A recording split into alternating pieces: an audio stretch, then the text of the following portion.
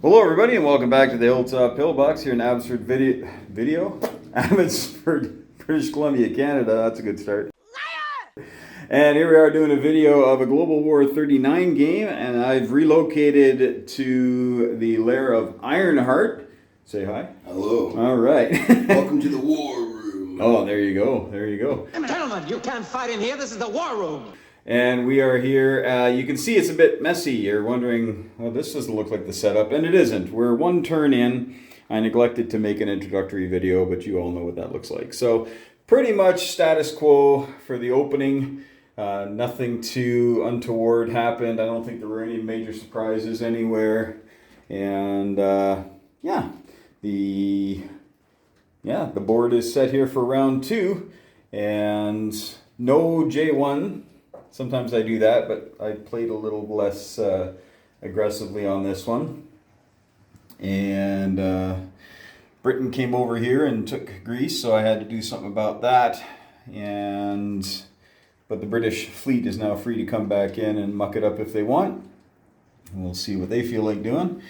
Lots of fun with the Vichy and the Free French. I think Free French got a couple more units, but Vichy might have had a couple more territories. And Vichy definitely got more boats. They got 1 battleship, and they've got 2 cruisers and a destroyer. And I think Germany got a transport and a destroyer. A coastal battleship? Yeah, they got that from Norway, I think. Yeah. Okay, right. Yeah, and but most of it got scuttled. But I'm not playing my best game right now because I completely forgot about the Graf Spee on round 1. I looked down at the end of my German tournament. Yeah, I was looking at me. I should have taken some Sumatra there. Yeah, I was wondering, why did I leave those? Yeah. How many islands just sitting there? You'll get them this round, and Japan won't stop you. So we are, looking forward to a good day of gaming, and we hope to be able to get it to the point where we know who's going to win. So, all right, wish us luck, folks, and may the dice be with both of us. Should be fun. All right, so round 2 is done, and here we go. We got, again, pretty standard stuff going on here. The Canadian builds are going in the Pacific, so my sub just continues to sit there, but I'm sure the British will come take care of him soon. I got a whole whack of subs up there in the north, and I brought my German fleet back to the Denmark coast area, took Denmark. So I got to start getting some bodies in there to get my Atlantic Wall bonus, but it is what it is for now. In the Med, the Italians surprisingly still have their fleet. I usually have lost it by now. We got a roll for that Yugoslav destroyer. I brought in some cruisers there. So in Africa, he got some Free French here, so they're moving in. They took Tripoli, just to be a mild annoyance. I was a turn behind. I decided not to build a factory in Tobruk on round 1. I bought a man and artillery instead, and they actually came in handy in Yugoslavia, so that was helpful. Alexandria changed hands a couple of times already. Cairo is well and truly stocked with a lot of units there, and the poor guys on the Horn of Africa don't know what they're doing. British are sneaking around here with an Aussie and a AAA. The Russians didn't roll real well. Where are you at right now for your economy? I'm at 11. 11, yeah, it's after 2 rolls for the Russians, not good. Americans, I think, rolled a 4 on round 1 or a 3. I think it was a 3 for the Americans, yeah. But with the 5 bonus, and then they got 19, and they rolled a 19 this turn, so doing a little better. Here, activated Siam.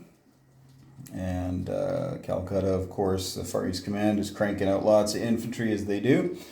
There's a Lend-Lease rule that allows America to give up to $20 to China, UK, or Russia. And they've been giving it to China. So China's got a big stack here of guys. We might be pulling back on that rule to make it, they can double whatever the Chinese are making in territory money. So we'll see. We'll see if that sticks around as the changes continue to the rules. Just minor changes, minor tweaks. And if you have the map, don't worry. We're keeping the map the same way. Sumatra. Oh, you got to put a roundel there. I know you moved it on the chart, but and Anzac for Java. So yeah, they're scooping up these Dutch islands because Germany took the Netherlands. Up here, not much going on. Kept it pretty status quo, except for the communist Chinese decided to go into Chahar, so they're going to have to pay for that. All right, the Soviets are trickling some units to the east. So that could be a little bit of a problem. And the Japanese not spending a lot at home, but we do have 2 factories here, and we'll probably be building a 3rd in Siam. Americans and the aforementioned British have their navies here in the Pacific, out of harm's way right now of the Japanese. And this is the main Japanese fleet here. It's got a couple of battleships, a couple of cruisers, a couple of destroyers, and a couple of escort carriers. So we're ready to go and say hello to somebody at some point, but not quite yet. And Anzac bulking up the fleet. So that's where we are at the end of round 2. Round 3 coming up. So far, Japan's playing nice. Will it last? All right, turn 3 is over, and things are heating up here. We might be looking at a Japanese incursion here on J4, but he's done a really good job of bulking up here using the integrated rail system in the United States, and brought some guys over and built 3 guys in there. Same with the Canadians, bringing some stuff over. I don't have much to attack with, but I do have a lot of bombards. I got some air power, not as much as I'd like. Just 4 planes and 4 ground units, so not enough to take that, even though they don't get to shoot back on the first round. So I've got 2 more transports with some stuff here. I can grab 2 guys from Manchuria and 2 more of those. And I'll probably come closer and bring these carriers closer so that I'll have 2 more tacticals in the fight. So that'll probably be enough, because he has almost cleaned out all of America. So he's got, I think he could end up with like 6 more infantry in there. So see if he wants to do that. Over here, had to take back Chahar from the commies, but the Soviets are here poised to strike. So I have a feeling if I do go into, I do take these guys out of Manchuria, he'll be definitely coming along with some Soviet aggression. Chinese built up 1 more turn back here, but I have a feeling they're going to get going. They did try to attack Quang Si with 2 infantry and the fighter, and for 2 rounds they didn't get hit on the first round, they did on the second, but my lone infantry got lucky and got a couple of hits, so I held on to the territory. Over here, Siam is truly stocked here. The orange planes are my veteran fighters, so they attack pretty well at 8s, I believe, so they're going to be coming in to do some damage. Might be 7s, actually. And my fleet's there. He's scooped up all of the money islands now, so lots going on there. There's a slow crawl up from South Africa, and Cairo, he's done a great job of getting that bulked up. And still got the fleet out here though, so I had to leave a blocker because the Italian fleet came in, and we'll see what happens there. Could be interesting. I built a carrier with the Italians, and I got some German planes down here in Taranto. So should the British come up and muck it up with the Italians, it'll be a good response from the Germans and the Italians. So I think we could have a whole bunch of destruction and death. This here is actually the Free French that have come in. They took Tripoli, and now they're in Libya, so they got both of those. But I was able to go around here a little cheeky, take back northern Algeria, but he did take Rio de Oro. Because of the threat of the Japanese strike, we got the U.S. Pacific Fleet here, decided to sortie into the southern Caribbean Ocean, and the Canadians are here. Just couldn't get through the Panama Canal. Not quite. So, yeah. So we'll see if they do. And the Graf Spee, I keep forgetting about the Graf Spee. I've only moved it once in 3 rounds, and so I'm really not sure what to do with this thing. So I don't know. Maybe I'll come up and shoot at the Canadians. We'll see. All right, that's pretty much it. We still got some convoy action going on here, but the British have brought this up here, and they're doing pretty well with their air force. Lots of air power. They got lots of subs, but they don't do much against planes. So that's how that is. And then coming over here, I'm gonna rotate the phone for you. Sorry about my finger in the way there. Yeah, just pretty typical stuff. Pretty empty here in the middle of the game. But Romania is bulked up. Maybe it's time for Barbarossa. I don't know. We'll see. Where are the Russians on the chart? 28. 28. So they're only 20 away from being in the war. So, but Leningrad's pretty beefed up here. That would be a tough nut to crack. But that we may have to try. He's not getting any weaker. So. Got a lot of stuff down here in Romania and Hungary and Bulgaria just itching to go to war. So that's where we are. And turn 4, oops, sorry, there my finger in the way again. Turn 4 should be an entertaining one, folks. Time will tell. Oh, and by the way, there was a typo in the rule book. So the Americans can lend lease a tank, but not any cash to KMT. So we're just going to keep playing, like we're going to stop that right now, but we're not going to go back and try to figure out how much cash went. So the Chinese are doing pretty well here. They got 21 infantry, some cavalry, artillery. Is that the first tank you've sent? That's the first one I got. Oh, okay. Yeah. So they're pretty buff over here, so we got to be careful. I've been working out. Went from a size 40 to a 42. No kidding. Yeah, I'm huge. And yeah. I have an idea what to do with Japan this next turn. See if it works. Stay tuned. We'll let you know. Headed to turn 5.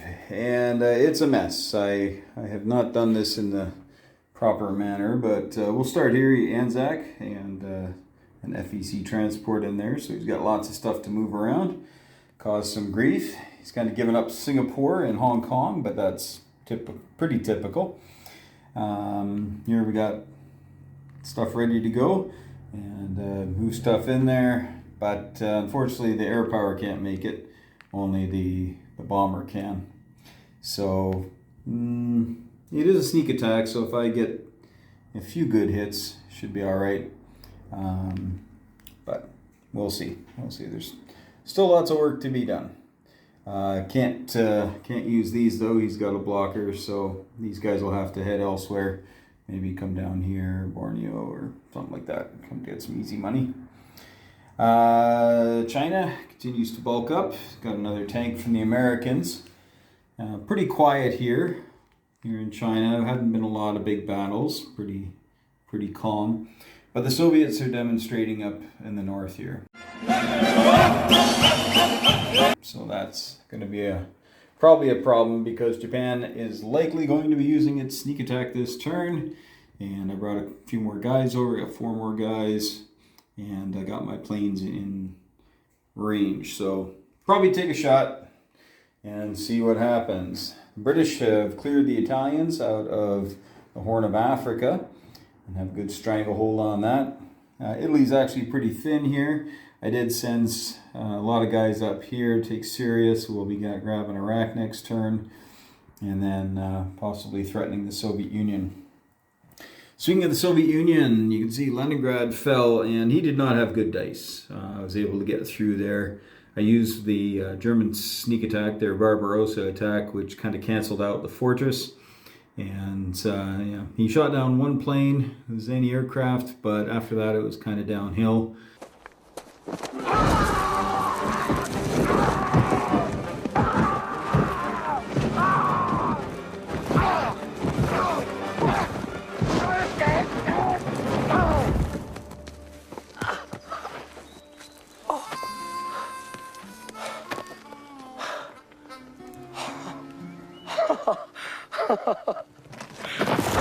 And yeah, I think he got about 8 or 10 hits total, maybe the whole time.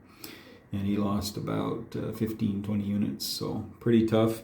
He is building up here, though. He does have some stuff here, respectable 22-23 units in there. So certainly not a cakewalk. But the Italians just did a can opener here in Oral Kursk, so unfortunately I have no tanks. They're all just mechs.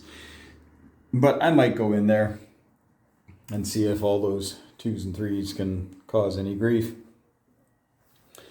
The British finally got the German U-boat out of the Canadian convoy zone, and they're loaded up. They got lots of stuff going on here. He's been focusing on getting Spitfires going. I have retreated my U-boats, and with good reason. And this is just the aftermath of going into Leningrad. I got a lot of my planes up there. And the SS have moved into West Poland, much to the Poles' delight, I'm sure. And I'm going to try to send them further into Russia. Built a second carrier with Italy. We built one last round. And just wanting to help exert a little bit of pressure, closing the med here. So that big monstrosity can't come through. I did it again, completely forgot about that. And I mean, hey, I did my Barbarossa attack, so it's kind of to be expected. But the Canadians are now out of my grasp, so I might just come and take a poke at the destroyer anyway. Beyond that, that's where we're at here after round 4. So round 5, Japanese sneak attack must be used or lost. So it will be happening in 3 different attacks. I just got to figure out what those are going to be. And I'll let you know in just a moment. All right, turn 5 is done. And yeah, we just had the Japanese have their 3 sneak attacks, and they were probably the least sneaky sneak attacks you've ever seen. That is why you fail. And not very effective. As you can see, San Francisco is still well and truly in American hands. And we had to skedaddle from our sneak attacks back here, and that was for the loss of 3 naval fighters and 8 ground forces.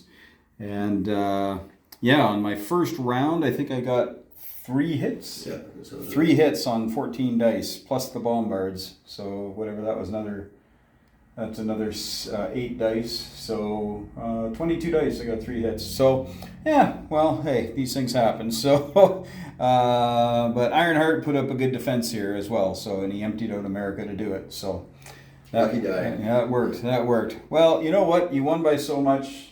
I think it was an ill-advised attack, but I thought if I can get that first round, you know, and peel off maybe 7 or 8 ways. units, yeah.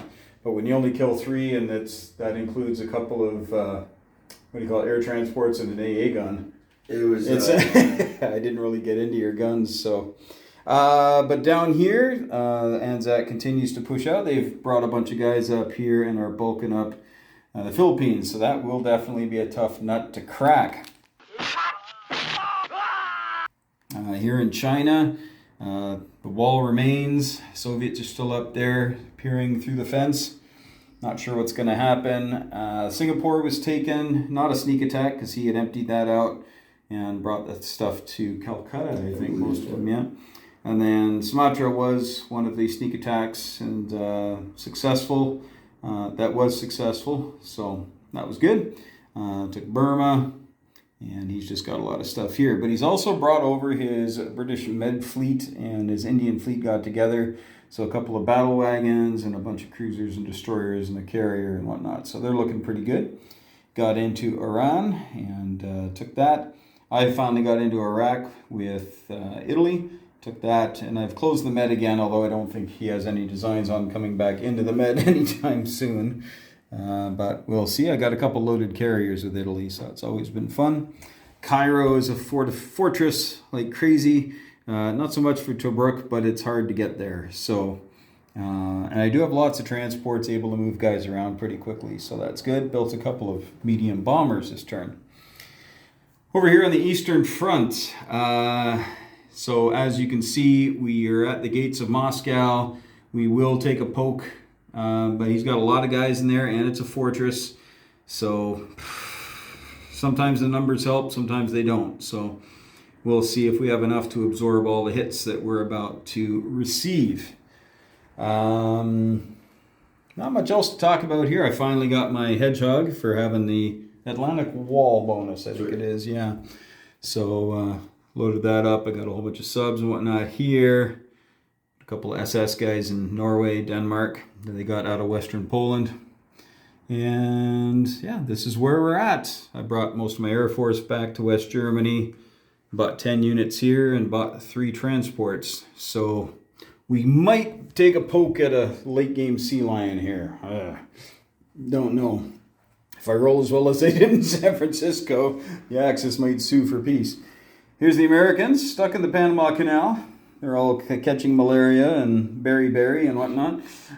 But they, you'll notice that the Graf Spee, which Ironheart actually surrounded with 4 attack arrows, and I still missed it, but then he's gracious enough to allow me to come up and attack the Canadian destroyer. Yeah, and I got it, but then he sank the cruiser, so there you have it.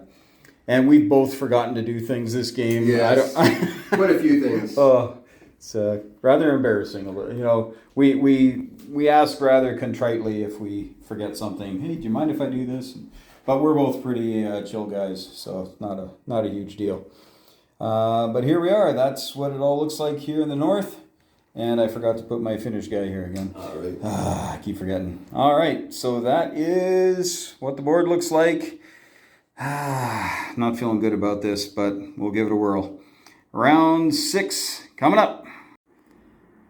All right, folks, here we are. We're just at the end of Japan's turn on round 6, and we're going to call it here as an Axis victory, and we'll just kind of show you why here. You can see Japan got a little cheeky, went up into Alaska. They'd be dispatched fairly quickly, I'm assuming. And I had to run away because when I show you the other side of the board, that big Pacific Fleet is just on this side of the Panama Canal. So I had to come on over here. There was an Anglo-Anzac fleet here of some size, 3 cruisers, 4 destroyers or something like that. Right, yeah, something like that, transports right? and subs. Yeah, 3 transports that brought the guys up. And so I had to smack that with I could only get Air Force there and land on the carriers, but I lost a couple of planes doing it. But I had to do that because from here they can go anywhere, right? They could be taking my factories, they could be landing in my homeland, so I had to do that. Down here, he had a small fleet, so I came over here with a bunch of a couple of destroyers. Cruisers, yeah. So he took out some destroyers there. He lost a couple subs, a cruiser and a destroyer. But up here, you can see Calcutta is very healthy. Very healthy. It's that's not going to fall anytime soon, if ever. And you can see that the British fleet is making steam, as Detroit would say, for the east. And China remains China. I did not want to get anywhere near that stack. I suspect he'd be marching a little bit more eastward here.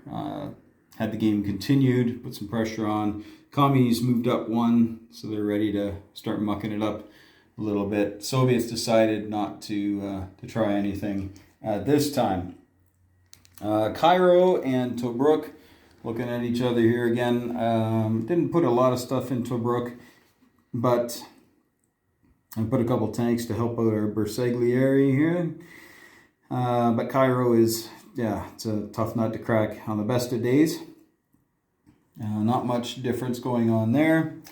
The battle for Moscow. Yeah, that went pretty well for the Germans. All the meat shields went away, and all but 1 artillery, and all the mech, except for the Panzer Grenadiers. So lots and lots and lots of death, but there's just too many units for the Russians to deal with. So that was a victory there. We didn't ever actually roll out Novgorod. Oh, we missed another one. Shoot. We keep missing these little battles because we do these major ones and just miss them. Okay, you can see Italians building up a bit of an air force there. And this is kind of the big news, is did a late game sea lion that worked. We screwed up on the rules a little bit here. Well, duh. So I took off a couple extra units. He had 1 fighter at home that should have rolled at an 8 because it was a Spitfire. Yeah, it was a regular one, yeah. So it should have rolled at an 8. That's one of the rules, is planes are Finest hour, yeah. Finest hour, that's right. And they should have been a +2 for the planes and a +1 for his 8 infantry, and we didn't do that, so we just figured take off a couple of units. I still had a number of aircraft left, so I was going to take London. It's just how much would be left afterwards. And he's got 2 units that he could bring over from Canada. He's got 1 in Liverpool, and then he's got 4 Spitfires. So he could easily take it back. But I won't. But but I've got 10 more units coming, and they'd take London back as well as Liverpool. So in that case, we decided to just call it with the London and Moscow in German hands. Here's the big American fleet and some other American interests there. But Ironheart, thank you very much for hosting today. Yes, absolutely. Thank you for coming over and showing me the ropes with Global War 1939. Yeah. Well, it's a great time. It's a great game. Everybody should play this. And did you want to share any thoughts? No, I just, learned a few things I had been doing wrong, and, just learning experience. It was good. It was fun, yeah. Excellent. Fun. All right, well, I look forward to our next match. Maybe you'll play the Axis. Sure, yeah, that'd be cool. Yeah. I'm always playing the Allies, so. Yeah. There you go. And you won with the Allies, you've lost with the Allies, I've won with the Axis, I've lost with the Axis. So that's what's great about this game. There's no 2 games are alike. So That's right. it's a fantastic game that way, folks. Well, thanks so much for watching. Hope you enjoyed the content, and we'll try to get another game up here as soon as possible. But hug your loved ones, thank your friends for playing, and as we always say, may the dice be with you.